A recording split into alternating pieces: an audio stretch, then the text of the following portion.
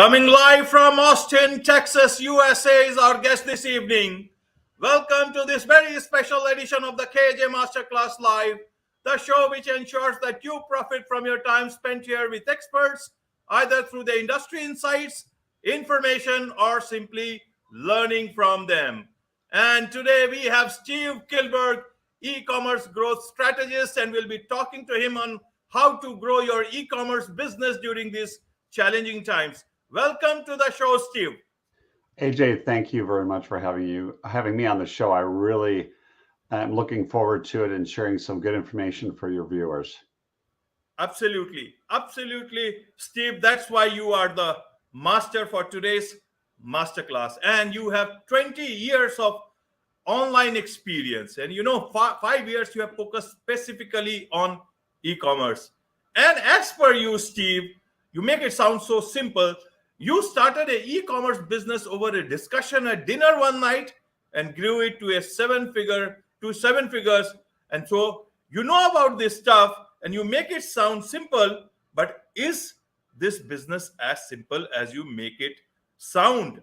Or do you make us forget all about the toil that you have made for this business? Tell us about this.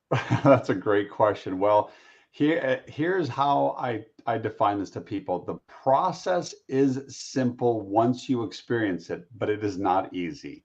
There's a difference. Simple and easy are night and day, in my opinion, in my experience. Most people have and I was struggling with this as well, but you're trying to get going, trying to get that momentum and trying to make sure that you can actually do this. And once you, at least from my experience, and then when I've coached and consulted other people, I've seen them have this transformation as well in terms of they will understand the different points of the system, how it works. Once they experience it and then see how it works, because then they're going to internalize it, then they understand and they'll go, yes, this is simple. But again, it's not easy because we all get in our way. Right here is the problem. That's the number one challenge.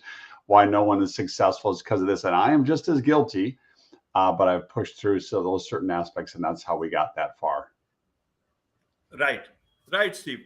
So you see, e-commerce is internet business. It's such a wide field, and almost everybody wants to be a master of that particular area, whether it's a small business, big business, somebody who wants to freelance, somebody who is a consultancy, or even big companies. And not everybody is succeeding in either its marketplaces. Even marketplaces are having their own challenges. Maybe we cannot just call it only on the reason is about the slowdown. There are several factors that works when you are operating online, especially if it's a e-commerce. Now, can you tell us, what should people consider e-commerce as? E-commerce as a pure shop, extension of your offline brand? Or is it that you just make hay while the sun shines? How should you consider this whole online thing as? The reason is that several platforms, even social media, earlier they used to say, social media will be, social commerce will be there and e-commerce will be a part of it. Then live shopping, several shopping platforms, social media platforms have now started re-looking at how they will be looking at this particular area. So from millions and millions of people, especially from a place like India, which has got so many small businesses who are focused on online, what should they take this online e-commerce as? Well, that's a great question, AJ. So and this is applicable to e-commerce or whatever you're trying to leverage the power of the internet to use as a marketing vehicle. The bottom line is that you're solving a problem or a challenge for somebody, and you're going to articulate that and then demonstrate how your product, if it's e-commerce, it's a physical product, can help your ideal customer solve that problem. Now, that's the simplistic terms. That when I say that, everyone's going to say, okay, that makes sense. Now, to make that happen is a little bit harder, But the thing that I've recognized in going through this, and then when I'm coaching people as well, is that they get so stuck in the weeds, and I get it, because this is where it's so overwhelming. We have so much information coming at us.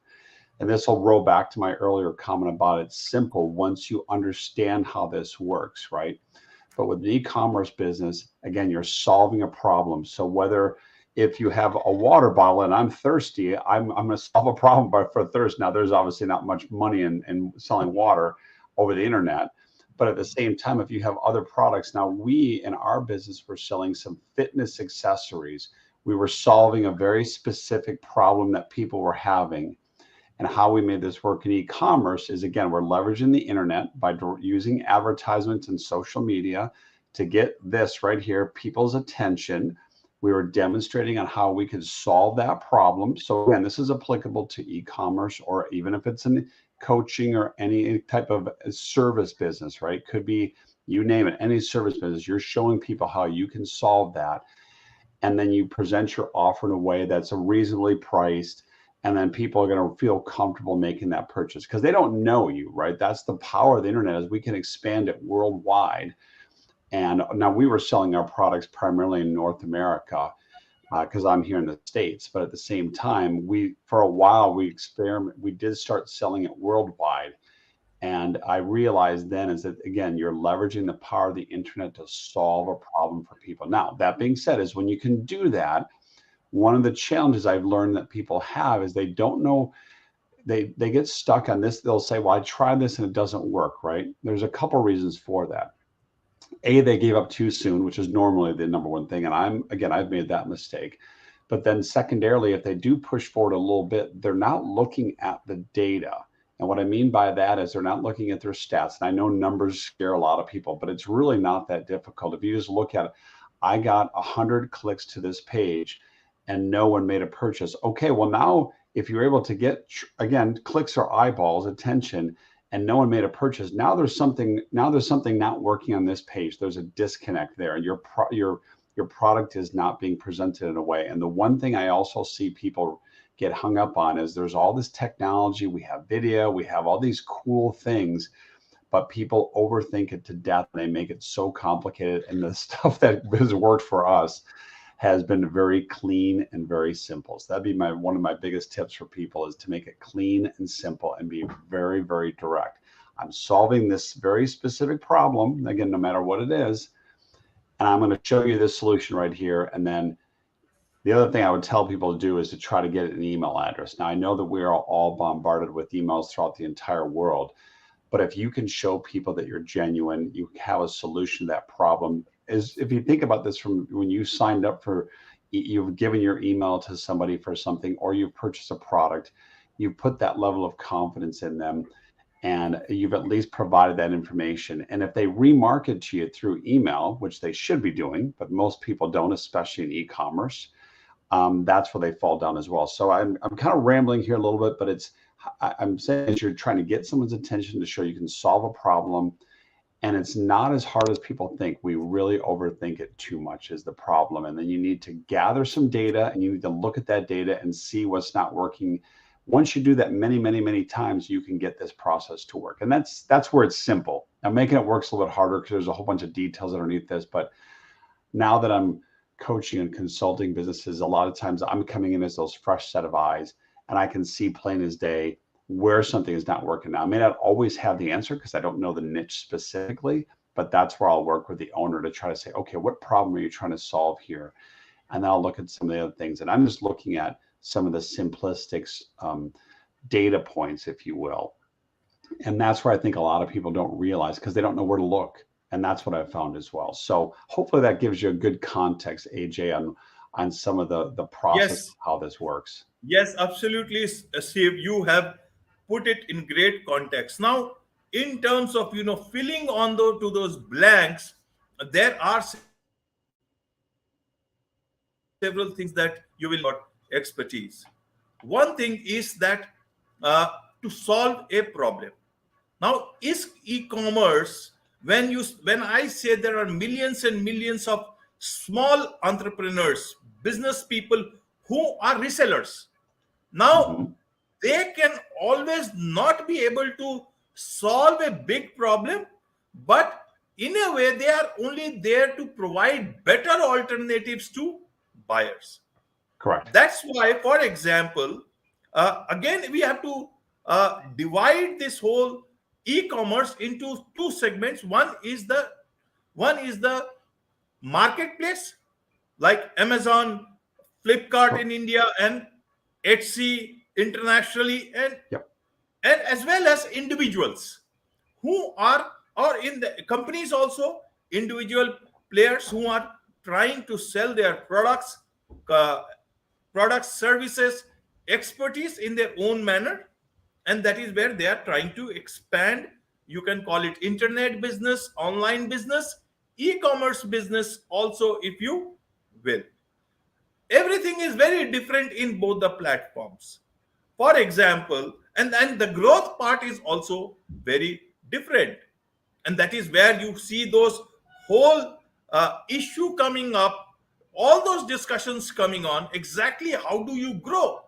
For example, on Amazon, there has already been great debate about whether they are actually helping small sellers or not. That's the debate. We'll not get into the details of it, but that's the debate. Yes. And it is also a good reasoning for a lot many. I keep on talking, at least in India, that if I pay something like 20 to 25% on a product which is a reselling product, where do I make the profit?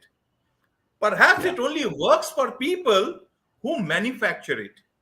And if I am manufacturing something, then it is better that I create my own e-commerce platform or online business platform where I sell, and then that is the way, where place where my consumers, my customers will actually get value in the right sense. Now that is where. So how do you grow? Even you see internationally, there's been a lot of protests against Etsy. Even in the US, there was in April, because of their fees, there was a raise of fees, and there was a lot of debate going on. There was some girl called Cassidy, if I remember the name correct, and she led, and there were many resellers who were, now Etsy is very strongly coming in India. But that debate will continue amidst all these things. That is why I remember I asked the first question, Steve, is what the why way one should look at internet or e-commerce business as. That is where I wanted to understand from your perspective. So how Okay. do I grow? How do I grow my business in these times, coming out of COVID and looking at the marketplace as well as the internet, which is open for everybody, but then I will have to make my individual onward journey. How do I Uh, do that? Can yeah. you help us understand from both that perspective? Yes. No. Thank you for asking that, AJ, because that's a very you're right. It's a very deep conversation. Amazon is the biggest e-commerce platform in the world. Now, we use Amazon because we have to, when you think about that, because it's so large and a lot of people are conditioned to go there to buy. Now, the thing that people don't realize is that is Amazon's customer. It is not your customer as much as you Right. think it is, right? So the reason that we had our success was we started off of Amazon. We used one of the e-commerce platforms that's out there. There's many that are out there, Etsy being one of them. But again, that's Etsy's platform. It's not your own platform. And I know that scares a lot of people, but there are tools out there today. There are software platforms that make it very, very easy to do today. We used one called ClickFunnels and Shopify. Those are the two platforms that we chose to use. And the thing that the reason we were able to make this work, and this is a point I really want to make here to your viewers, is if you're going to do an e-commerce platform, reselling other people's products is very challenging because of the margins. At the end of the game, it's just math. I have to make a profit. So it doesn't matter where you're selling that.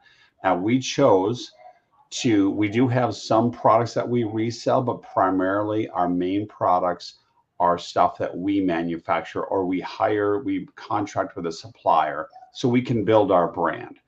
So that goes back to, we're trying to build a relationship. Now, this is the power of the internet and the power of small businesses. So it doesn't matter if you're in India or the US, or it doesn't matter, is because of COVID, coming out of COVID, and we're still going through some very challenging economic times throughout the entire world, you have to make sure that you develop a deep relationship with your customers. And one of the good things is, again, people are now realizing that the big business, big other things, which I won't go into here, Right. are people want to deal with people. And I think everybody, I've traveled the world. My wife and I have traveled the world. So we know at the end of the day, we are all the same. We just want to have health, happiness, and prosperity for our individuals, for us and our families, which is amazing, right? But the average consumer also recognizes that they want to help the small businesses out there. That being said, is there's tools and technology today, whether it is a smartphone or whether it's the internet that we're using right here to leverage how I'm a real person, right? So my wife and I in our business, we leverage video quite a bit to try to show people that we're real people, which we are. We are a small mom and pop business per se.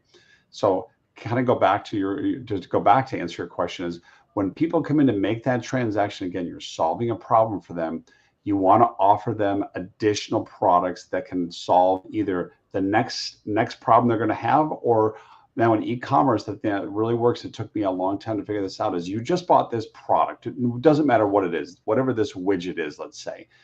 And then you're going to have what's called an upsell. So then you have to, because what you're doing is you're trying to get that consumer to buy more things from you because it's going to increase your margin. And that's how you make this work at the end of the day. So you have to make them an offer. Now in e-commerce, they just bought something, no matter what the product is. Would they like to buy, like, here's a pair of glasses, right? I think they can see this on the screen here. Here's a pair of glasses. You just bought these pair of glasses. On the next page, after they've made a purchase, there's two things you can do. You can do what's called a pre-purchase upsell to say, hey, here's a pair of glasses. Would you like these maybe second pair of glasses that are complimentary? Because what you're getting is somebody, and you're going to offer them a deal. So now the consumer is like logically, hey, I was looking for a pair of glasses. I will get maybe a second one. It's a different type of glass to my order, right? So that's going to increase from the owner's perspective, which is me. I'm getting more margin, which is going to be, this is the whole name of the game. This is where the math and the numbers comes in. Because the way I also define this is very simple, is it is just simple math. I know that scares a lot of people, but I think people would understand. If I sell something for 20, let's use dollars in this example. Let's say I sell something for $20 and it cost me $5 to get the product manufactured and to ship out and all that stuff. Well, now I've got $15 left over. So how do I get more of that, right? That's where the money comes into. But again, then you want to offer them more. So the other thing that's really worked very, very well for us is what's called a post-purchase upsell. So I just bought these glasses right here. And after they've made the purchase, you say to them, wait, I have another special offer for you. You just paid $20 for these glasses. I will give you a second pair at a 20% discount or something like that. Give them some type of benefit. And by doing that, the product is still going to cost you the same because you're going to have margin built in there, but you've increased your cart value. And that's how you do this. And then you start doing it many, many times over. Now, we choose to use paid advertisement to scale our business. As people are starting out, I wouldn't recommend that.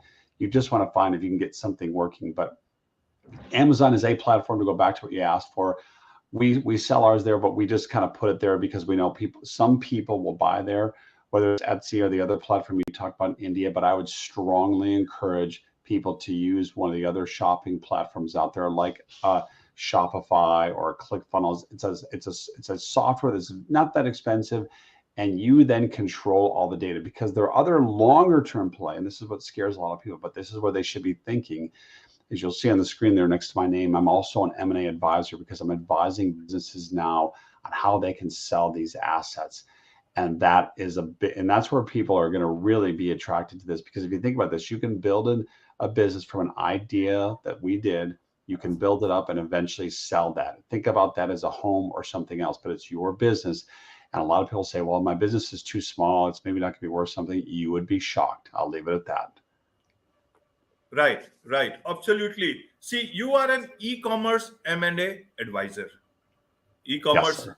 growth strategist. Correct. Now, if I look at a marketplace, and if I have a shop only on a marketplace, then you got no business from me, because I have nothing. That brand is not mine. Even if I cannot sell anything that I built up on a marketplace, almost there's nothing.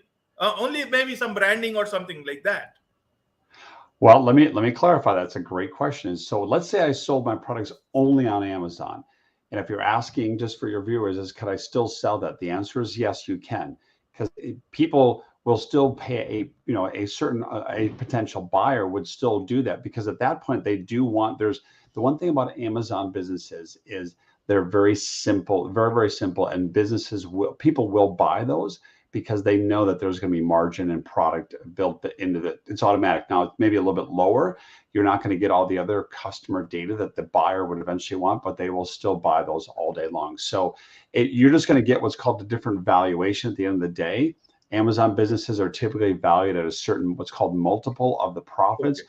Whereas a business that you would own, where you own all the data, which is the name, the address, the phone number, and you have this is all that, it's an asset if you think about that. So all the social media platforms that you may have built up a following on, if you sell that as an asset, that is worth more than just an Amazon business, if that answers your question. Right. Now, so you also talk about data, Steve. Now, where do you get, if you are on, say, a marketplace, and not just Amazon, but any Mhm. other marketplace, how much data can you have? But again, if we talk of Amazon, then there have been allegations that these people use those data and they also become a seller on the same play on their own marketplace. So they compete with their own sellers, and especially for the small sellers, it is a very, very difficult situation to be in. Having said that, then what data can I still have access to from these marketplaces so that I can boost my actual business on a non-marketplace platform online? And That secondly, even on a online platform, without being on any of these places, what are the other data that I can use? Maybe suppose if I have a shop on Wix, WordPress, even on Shopify, or several other platforms which have sprung up but are not in great healthy position. Even Shopify, it had to lay off several people. So there was a lot of discussion around that, about not just Shopify, but about the health of such platforms. And again, it is very worrisome for a small seller, because by the time they learn about these platforms, they have to run, lock, stock, and barrel with all their things to some another platform. So just want to understand and get your whole perspective on this whole space. Several questions at the same time, but it is better that you speak at your own pace. Yes, no, that's okay. That's a great question, AJ. So every platform is going to allow the seller certain amounts of data. Now, Amazon in the past used to provide name and address and phone number, and the sellers could take that information. They could download that, and that would be part of an asset that they could potentially leverage. They've taken all that away from the sellers, right? So now you Right. just have to either use the platform to sell the product where you ship it, or you ship it into Amazon, they will ship it for you. That is one of the detriments to a large platform like that. Now, you can make your own determinations. Your viewers can decide if that's a good or bad thing. I personally think that's not a good thing, but that's my position. So this is why we've chosen to use these other platforms, because you have the ability to gather more data. For example, let's use Shopify. Yes, they as a company have had some recent layoffs, but the platform is too robust. It's not going away. Okay. Um, it's not going to go away. Now, the power of that is you can then you can then link in via other apps, other ways to gather data. So another simple one would be some of these, either Google Analytics, which is a free component. Now Google's got its own set of issues, right? You still have access to a lot of data, but there's Right. now other competing software out there that may cost a little bit. But again, as the world is changing, I think a lot of people are thinking twice now, is where do I want to share my information with? And so it depends. You'd have to do the research. But again, I would encourage people, if they're going to do this for the long term, is the first thing, I'll end it at this, AJ, is to whatever they're going to sell via e-commerce. So we're talking about that specifically, is don't chase the money. Because here's what's going to happen is you're going to struggle initially. And if you aren't making any sales or aren't making this work, and you don't have an interest in a product, let's say fishing.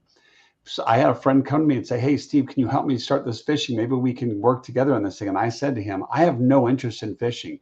Nothing wrong with fishing, but it's not an interest of mine. Pick something you have an interest in, because in 6 months from now, or even 3 months from now, when you're having some challenging times, you're going to quit and you're going to move on to something else. And all you've lost at that point is time, which is the only valuable resource that we all share that we're losing every day.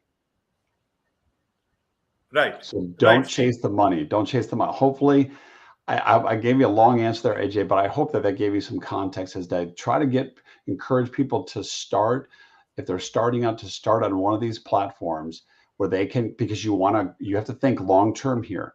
I know initially people are just looking at it. Can I get it going? Can I make some money? Can I do this on the side? The answer is yes, you can. Depends on how much effort you put in. But I would encourage people to start with these other platforms because you want to gather that data.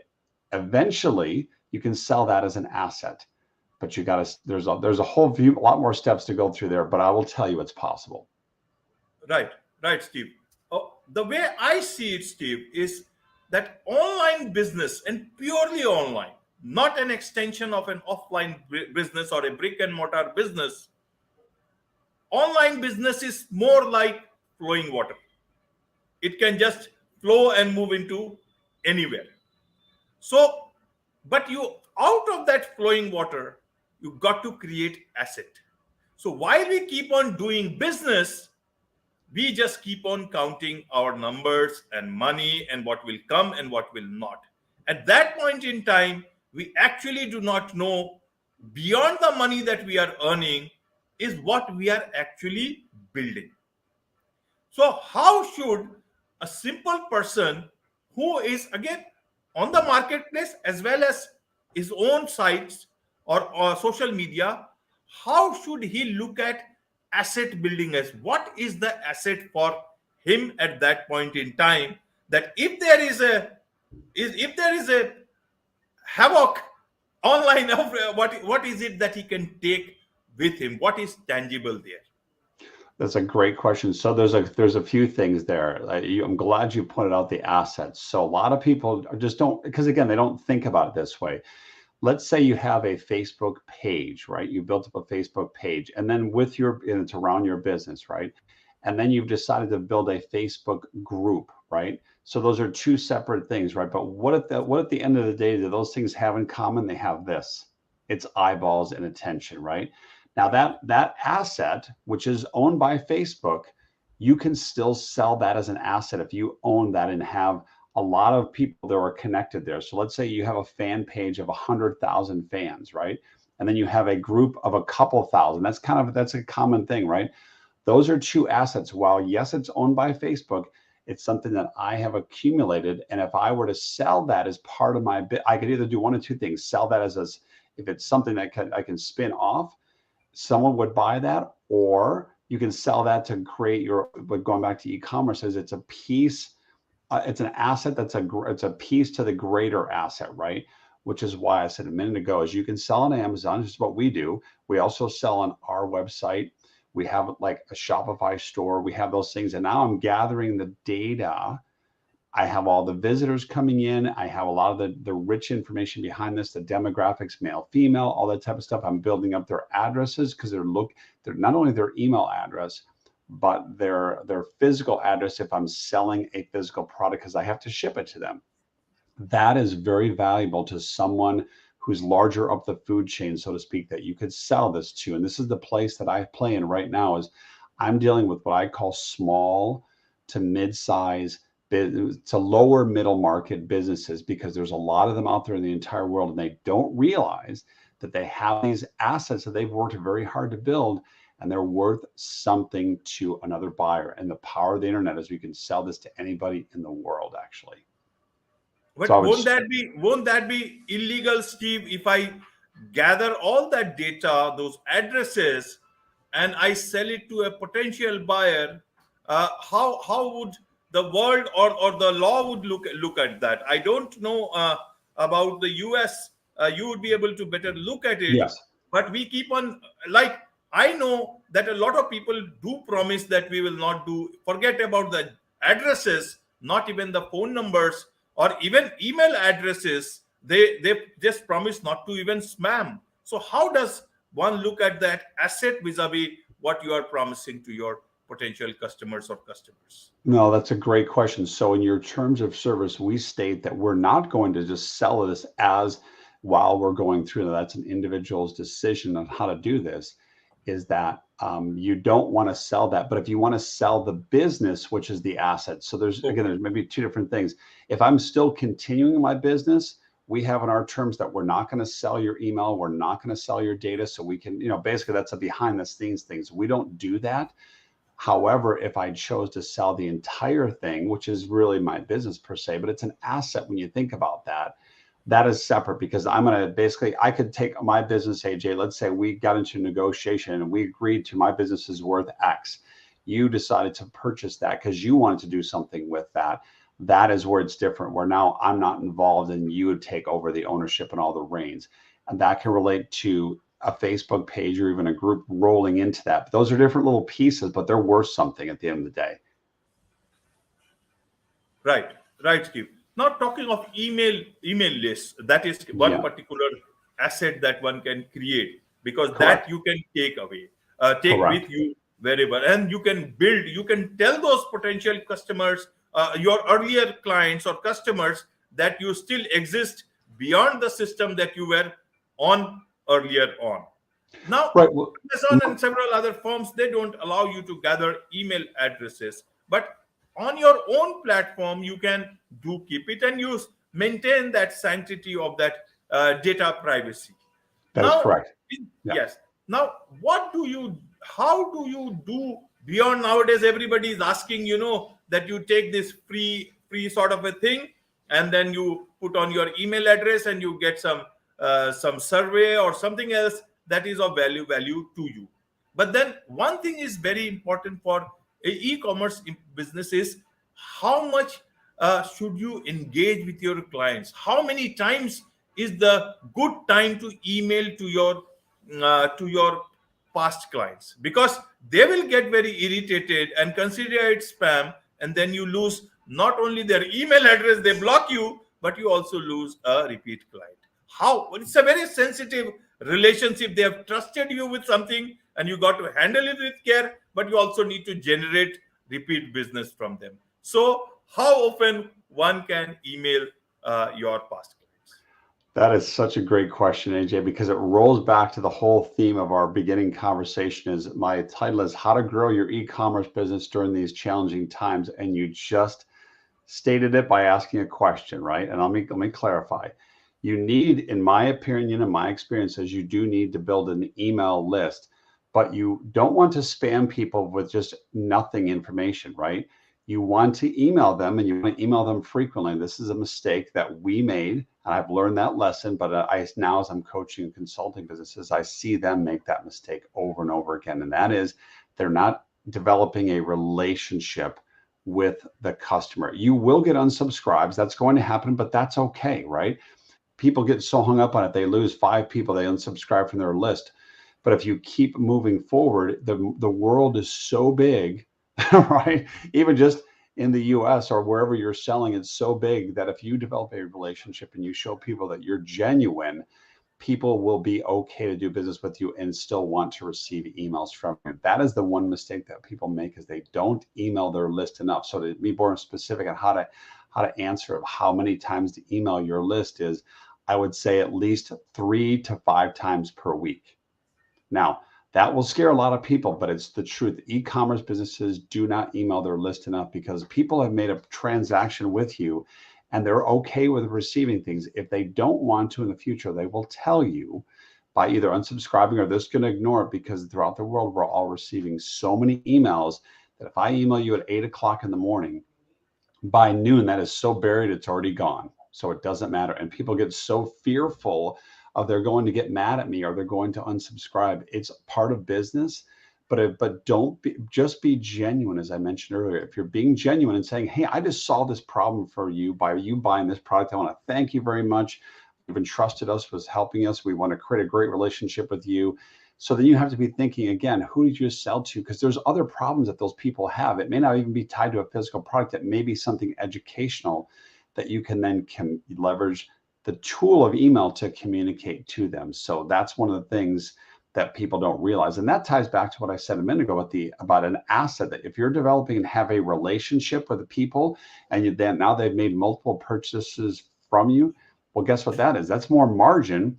you're now building an asset which is now worth more and more because those people are spending more money with you because you're providing such a great service, whether it's an e-commerce product or other services. So even if you're selling, just one more example on this is because you may run out, people say, I run out of things to say, I don't know what to tell people. Well, you just solved a problem for them. I guarantee you'll come across an article on the internet which may help them support that. You can then take that and read it yourself, and then just do a quick synopsis or an overview of that and put that content in an email. You're not stealing it from somebody else. You're leveraging it and giving it your opinion, but you're showing that person who's on the receiving end that, hey, I'm here for you. I'm trying to help provide more value to you. And that's one of the biggest mistakes e-commerce owners specifically, they do not email their list enough. Right, Steve. Now, one question that comes to my mind on the M&A part happening on online businesses, internet businesses, or e-commerce businesses, is that in a brick and mortar atmosphere, people know what tangibles you are getting, or intangibles and other assets, movable and immovable assets that you are getting. On an online business, if somebody is selling whatever price, then what is the buyer getting? Because it is still it's in thin air. What is it, and how much is there room to build upon that? How do you create that optimization for a business that you have bought online?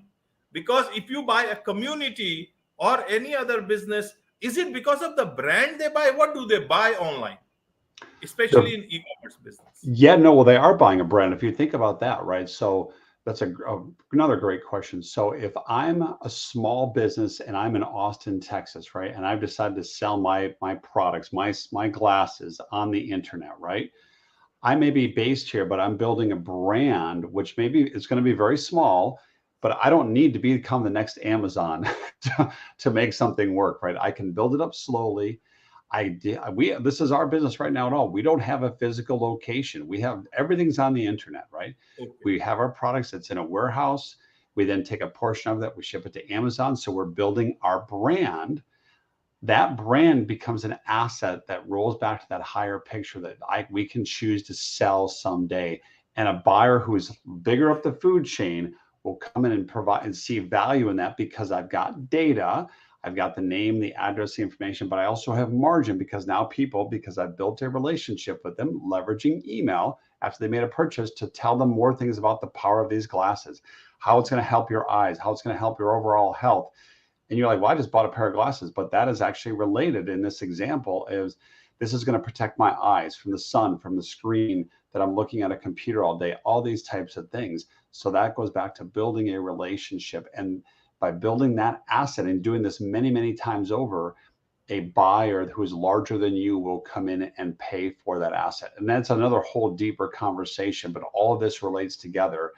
Because right now, going back to the tough economic times, is you're going to see a lot of people running scared right now, going to pull back. Right. I'm going to tell them to lean in, to develop a deeper relationship with your customer. What other problems can you solve for them? The other thing you should do is ask them. Just ask them, because once you start to show people that, hey, I'm genuine, I'm a real person here, you can leverage the videos. We talked about it earlier. You and I are leveraging the video technology. AJ, you're halfway around the world, and this is what's so powerful. This is how it helps small people like you and I compete with the big guys. If it's, right. I know it scares a lot of people because I was the same way, but I will tell you, here in the US, one of our main competitors for our e-commerce business would advertise on television, which throughout the world, that is the most expensive form of advertising. And yet we will never run a television ad because I don't have to, because I understand how all this works. And as I described earlier, there's different assets that we built up along the way. And I understood, again, it's simple once you see how the dots come together, but it's not easy. So that kind of ties together. And I hope that answers your question. I don't know if I went a little bit.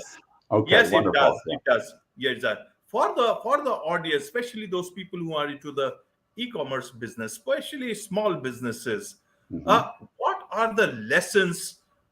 Pre-COVID, the business atmosphere was different. Now, post-COVID, we can use that word now. COVID is waning, though there are different reports keep on coming. But let's use, in a post-COVID world or the world transitioning world. Yes. What is it that has changed?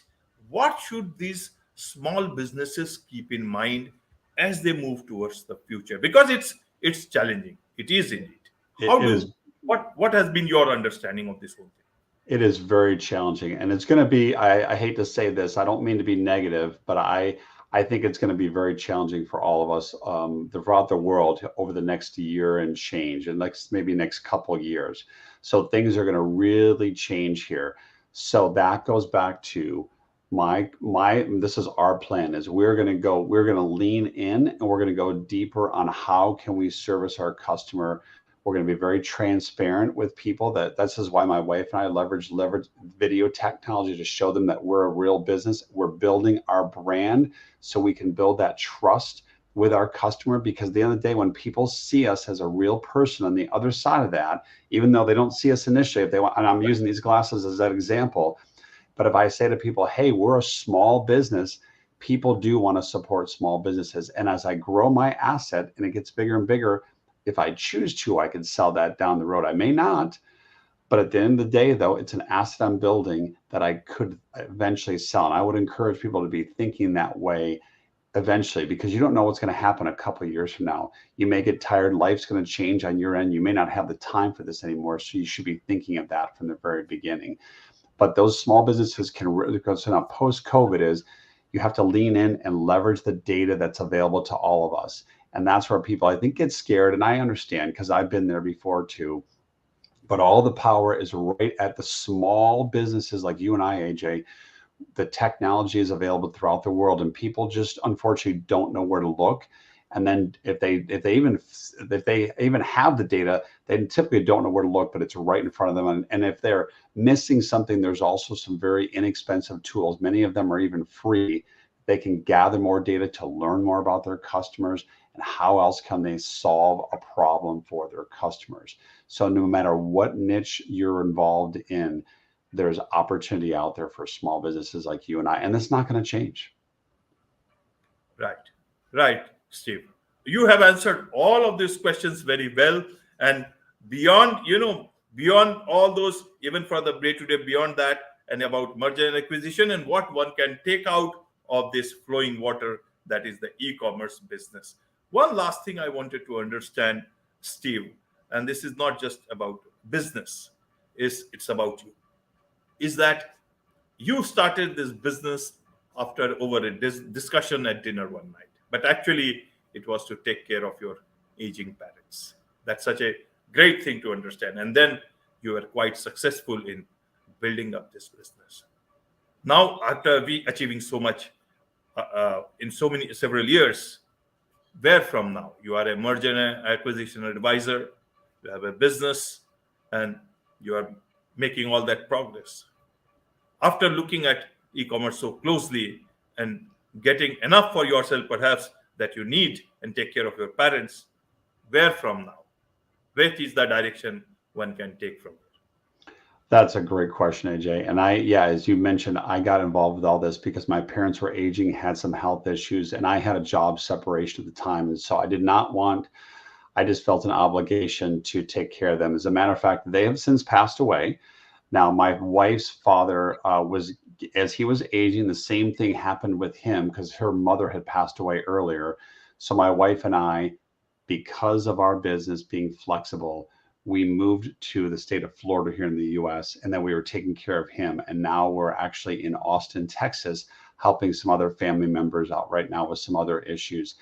So the point is, again, what I want to do moving forward is to let people know that anybody can do this throughout the entire world. You have to have the will, you have to have the determination, and you're going to need some help. I mean, I've had different people help me along the way because we're all going to are coming from our own unique experiences. We all have the strength to do this and the ability to do this, but we're going to get stuck. And I'm still, to this day, I still have people help me because I don't know everything. But when I'm coaching and consulting people now, I can see many times right where they're stuck. And so many times they're so close, but they don't realize because they just don't either know what they don't know or they just give up. And that's one mistake. And it's very sad because so many people can do this. But statistically, more people are going to give up than keep going. And I'm trying to inspire people to say, you have to lean in. We're going to be going through some challenging times here. Lean in, try to build your brand, build your authenticity, build your transparency to show people you're a real person and you can make it out the other side of this crazy times that we're going through right now throughout the world. So I hope that that answers your question, AJ, but it just is something that I'm very passionate about. My wife and I are passionate about helping other people because if I can do it, anybody can do it. I totally get it. I totally understand, Steve. How can people connect with you? How do they take your help? How do they engage you for their e-commerce consultation or any sort of assistance that they want? Thank you for asking, AJ. So what they can do is I'm doing a special offer for AJ's group here. If you just go to my website is skrpmedia.com/call. That's skrpmedia.com/call. I'm offering a free consultation for people just to kind of maybe see where I can help them. If we want to continue a conversation, we can have that. And if we don't, that's okay with me because I want to try to give some value first to people. And I will tell you that the time spent for this call will be well worth it. So you really have three options. You can set up and it's free call. You can, at the end of that call, if you see value, we can continue chatting and talk about ways we can work together, or you can do nothing. I mean, there's really those three options, right? And so it's okay for all three of them. I'm a very transparent guy. I will provide them. I guarantee you will leave that call learning something because I always do.